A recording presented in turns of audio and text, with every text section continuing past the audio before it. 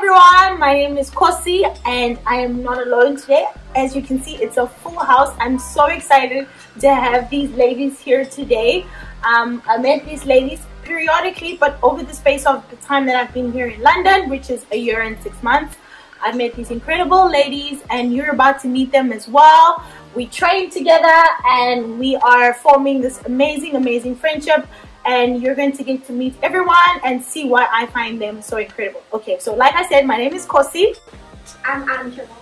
I'm Carly. I'm V. Minera. B. Camille. And T.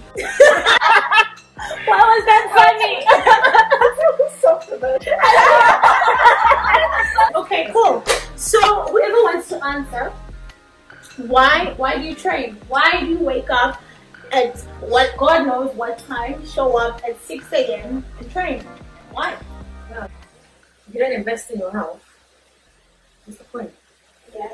Blah blah. I did it because I was trying to do it for my birthday.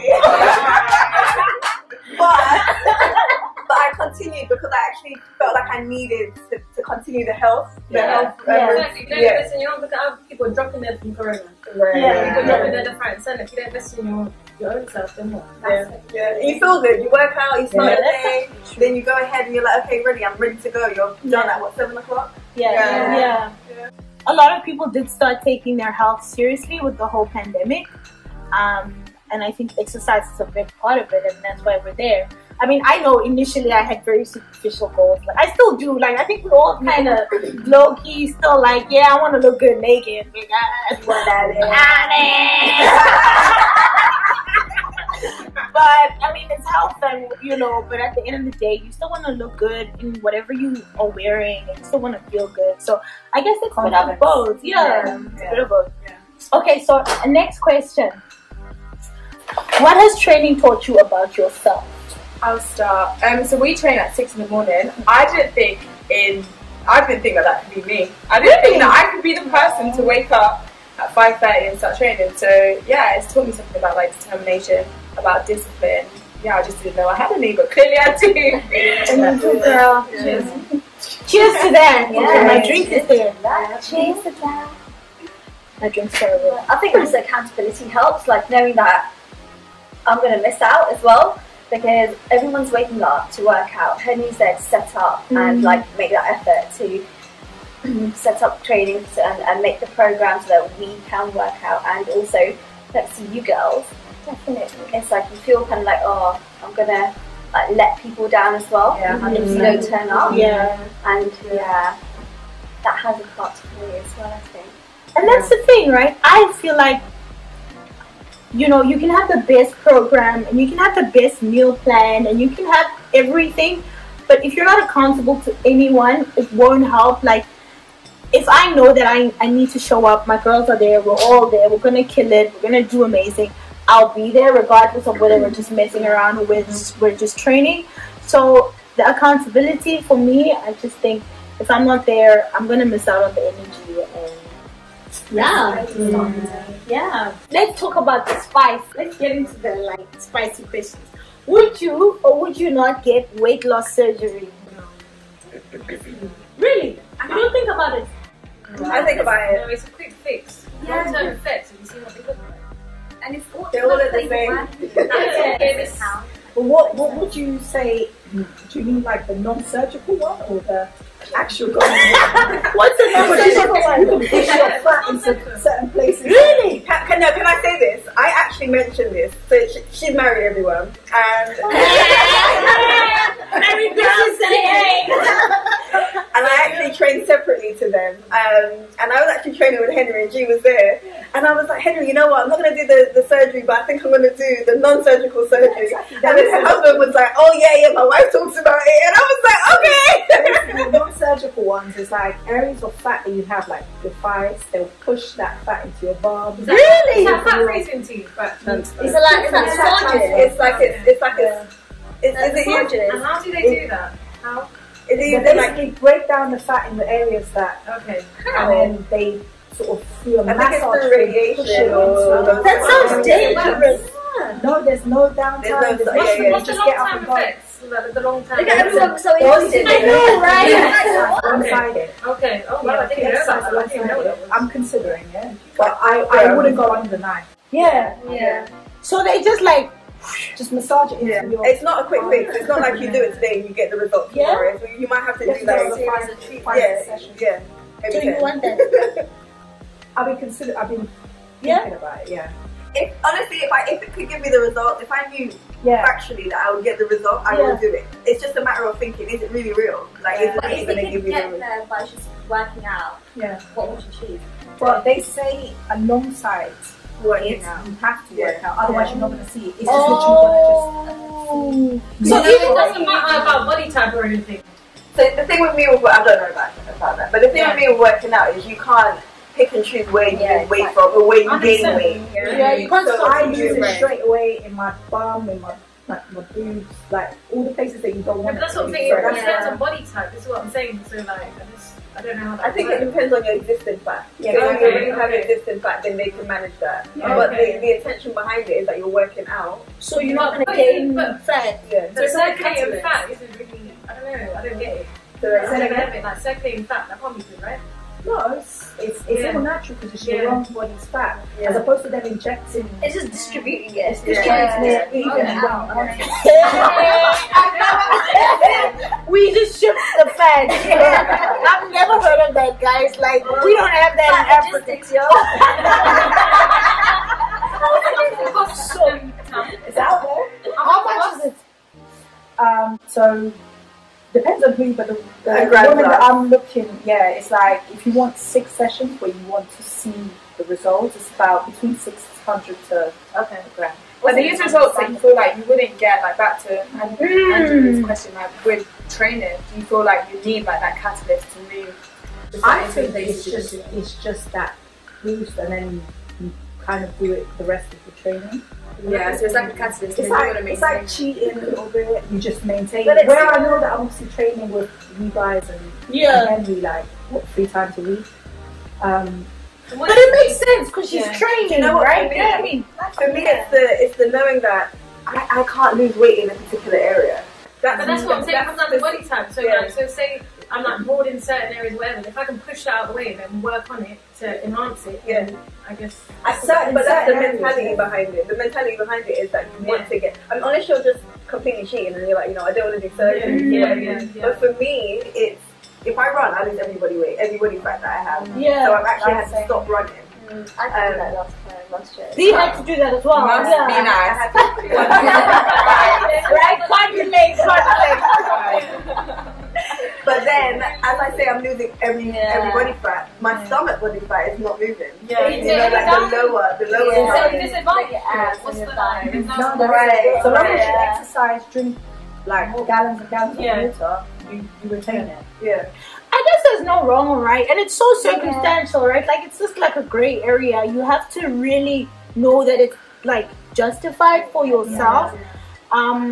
But what I've learned is that like you do what you feel is necessary, and I like the notion that you have to work out alongside surgery, because I know people that have done surgery, right, and then they just like Then you Okay. think that's the end.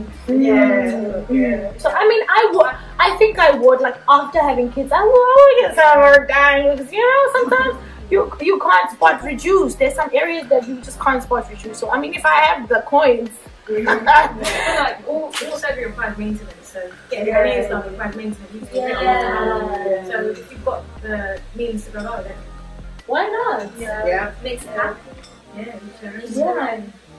It's just balancing like why your motive, like your why are you doing it? Is it for yourself, or is it because like do people look at you in a certain way and that's what you think? Because if you do it because you think other people are going to think you're a certain way, you're still not going to be satisfied. Yeah. So it's your motive for getting water. I was actually listening to a podcast, right? And one of the ladies, like it's just like 3 ladies in a podcast talking about surgery. And the one lady was like, yeah, she wants to like get some work on her bum and her boobs. And another lady then said, do you think that social media has shifted your perception of the ideal body? 100%. Because I think 20 or 30 years ago, nobody knew, we didn't have access to this much like information about different body types and like hourglass figures, and so nobody even considered changing. It's not even realistic to change. Exactly. Yeah. So do you guys think like social media has altered our perception of like what our ideal body should look like? Absolutely. Yeah. 100%, right? Like, let's just think of, like, let's just have it, a fitness model. Like, what image do you think of straight away? Small waist, round hips, right? Yeah. Shorts, like crop top, toned waist, toned legs, toned things, right? Yes. But then, any of you guys could also be in a fitness model. Do you know what I mean? But then they sell fitness after they've done surgery. Is that not me? That's actually also angle as well. Yeah. It's true, that's true. And that's first thing in the morning. Because people have abs in the morning. I feel like I have abs in the morning. And then I have abs only in the morning before 7 a.m. Yeah. After that, I'm just bloated. Dreams as well. You see a certain type of person that is dreams. I feel like it is hereditary, like, do you know what I mean? So certain people are shaped a certain way because that's just how they are, that's how they're born, that's their build, you know what I mean? So you can't make yourself into certain things, like, do you know what I mean? So You're strong, right? Guys, Your squat form is like perfect. It's like gold. It's gold. I think everyone looks at Kelly's squats and it's just like, damn. Exactly. Rosie, what does she do? She opens it.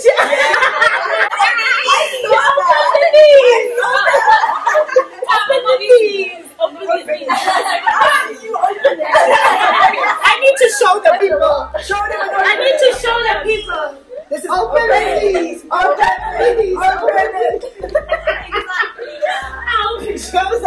Okay, you were making a point. Sorry. But yeah, I was just saying, like, your stereotypical like fitness model is that, you know, that tiny waist, like big bum, big boobs, like pretty face, like you know, that sort of petite figure, but like really like muscly, toned figure. But like, you could probably like lift way more, and probably have better form as well. So you could easily be a fitness model. So that's what I'm saying. Like our like social media, how that sort of our perception, you know, influences our image. Like when we just think of fitness model, like initially, what's the first image, what's the first visual that comes to your mind? I think we've all right. And I think that's like, we all probably have that same kind of figure in mind. When is that reality? It's really not, and I think it can dampen your self-esteem essentially. I think when you don't fit into the normal, like the fitness that everyone like knows, like the one that everyone sees, sometimes I feel like because I'm naturally like quite muscular, and you know, I've always felt like sometimes I need to not be as strong because I just feel like, you know what I mean, like it's not normal. Like for example, today I was trying on a leather jacket, right? The normal clothes, like normal standardized clothes, don't fit like broad shoulders, and so it's kind of like that thing where you're like, oh, I know that I, you know, because I train that hard, I'm very muscular, and it's kind of uncomfortable because the lady at the store was like, yeah, I know where you should try. And I was like, first of all, because sometimes you're like, yeah, I'm a badass at the gym, like I lift these heavy weights, but we can't help sometimes for feeling like, you know, normal beauty standards, they fall short of being inclusive of everyone. And I think it's such a shame because some of the strongest people I know aren't just necessarily the most ripped or the most toned, but like you kind of like, it's on the one hand it's like stereotypes, and on the other hand it's like men as well, right? Like I've had guys tell me, don't get too strong. Like, what does that even mean?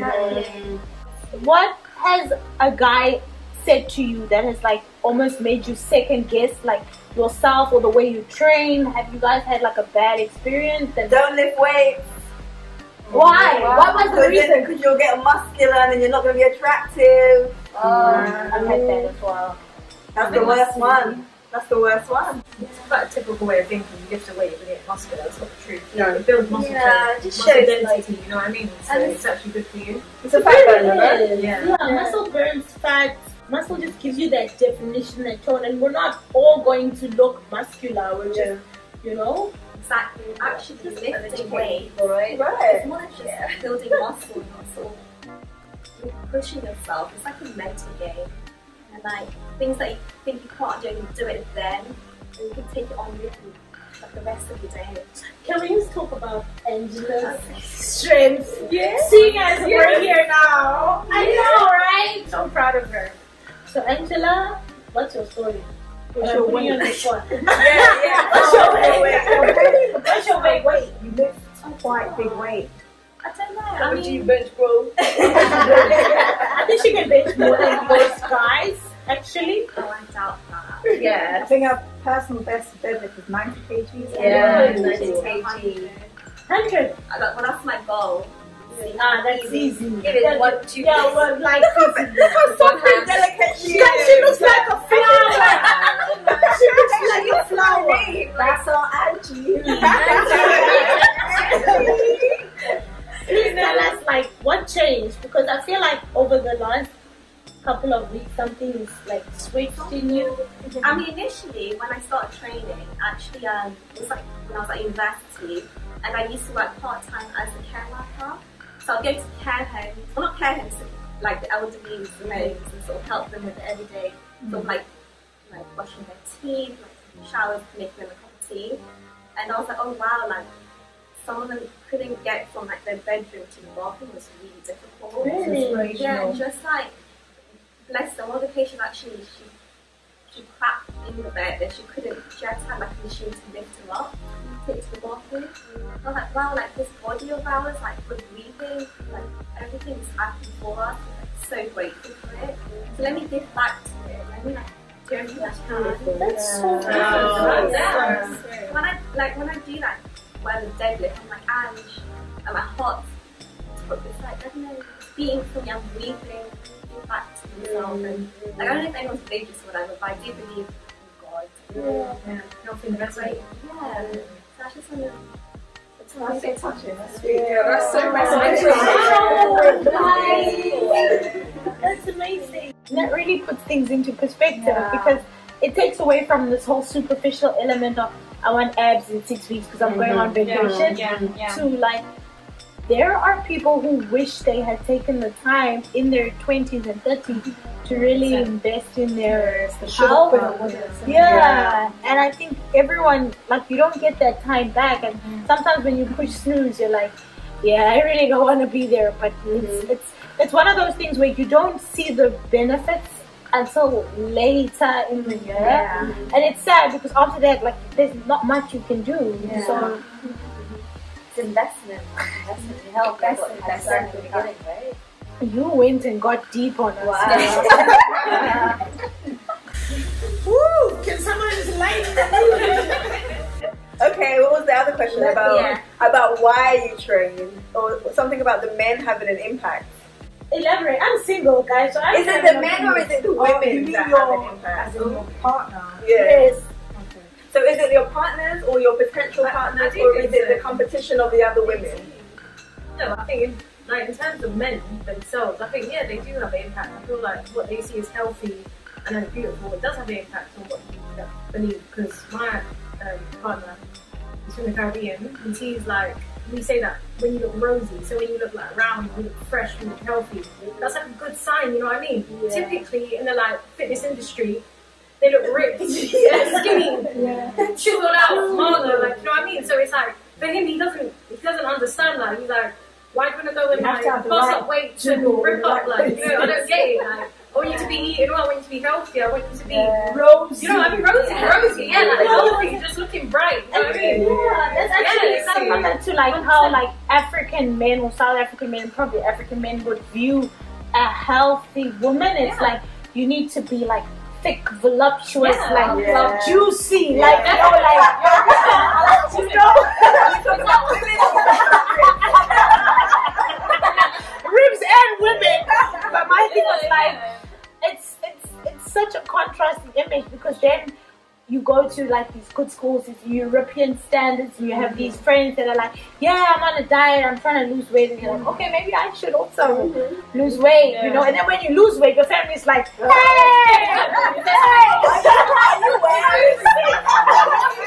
Why are you so skinny like that? are you sick or what? What's happening? And then you're like, no, I'm happy, but are you ready? And it's so funny, like the contrast, like because I can relate to both of you, like living in like the Western world, I guess, where I was born, but then having the Caribbean background. It's like now the perception of beauty is like having that like hourglass figure, but that's always been our standard of beauty. I would argue. So like it's quite funny to see like how perceptions have shifted in the media. It changes, right? Yeah. But I also feel like they take, like, it's like you must have a round booty, but your abs must be flat, and your boobs must like they must be big, but not too big. But, like you can't have, or sometimes like you must have a bump, but like your legs must be skinny. Because you guys live, you know that if you squat, like you're gonna have quads. Like I look at some bodies and like you've got the bump, but where are the quads? Like where's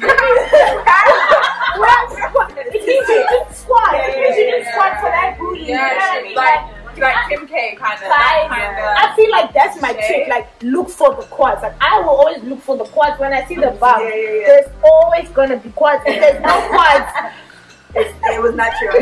You got it. But then on to like the question about surgery though, and beauty standards. Like it's relatively scary, I would say, because it's like a lot of women are going to get like a BBL or other like forms of surgery. What's BBL? Brazilian butt lift. Which is when I think they take the fat out of, similar to what you're saying, fat transfer, and they move it into like other areas. But it's quite scary because it's like, okay, that's the standard of beauty, the European Western standard of beauty now. What's it going to be in 20 years? Exactly. And that's so changeable, right? It's so changeable. Like what's deemed as like trending. It's all trending, right? Trending looks. You say that I'm on Instagram like a couple of days ago, and you know these memes, they just come to random stuff, and it was talking about girls coming back from the Dominican Republic, and every single one of them were on wheelchairs because they all done surgery. So they were all coming back from this post-surgery girls, you know, and it's scary. So for me, you know the question that says, why do you work out? Is it for the partner or the man, or is it? I kind of interpreted that as, is it the women though? Not necessarily that you're interested in women, but is it the competition? And for me, I think it's that, because honestly, around me, apart from you guys, around me, most girls that I know have done a BBL. And you know way, the really big bum, the small little thighs. And this is where it's awkward, yeah, because I was like 18 when I started putting weight on. I started having thighs, I started having arms, and I liked it. I was like, oh, a little ass. But then I got to like 22 and I was a bit chubby, not chubby, but I had weight in areas that I didn't like. So then now I'm like, okay, I have to train and I have to lose it, and I would run to lose it, because I run and I told you that it drops me instantly. But then now I'm at age and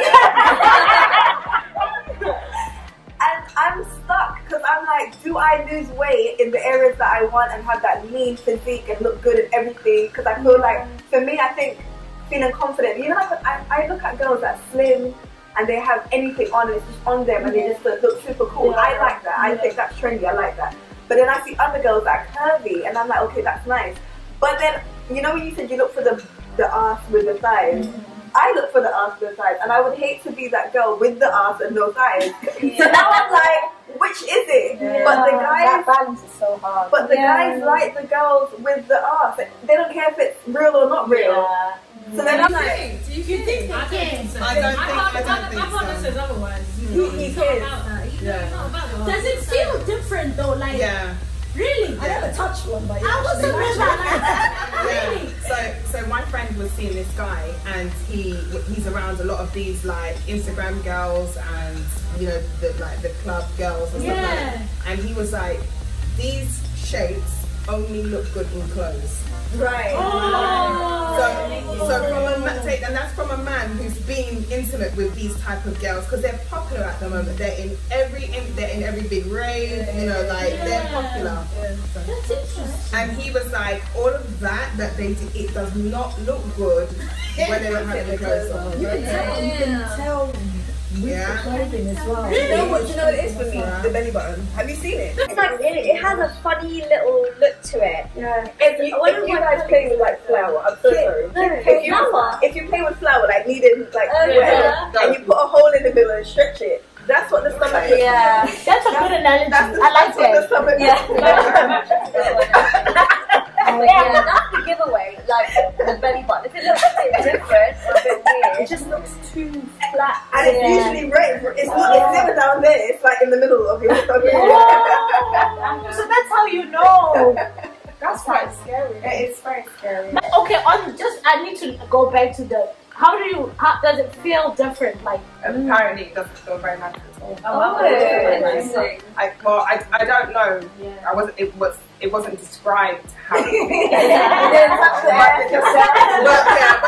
description is that it's not very nice and it doesn't look very nice. It feels fake. Are you talking about like No, like these fat transfers and BBLs and the liposuction, they don't actually, because if you think about being intimate with your man, his hands are everywhere and it doesn't actually feel nice. It doesn't feel real.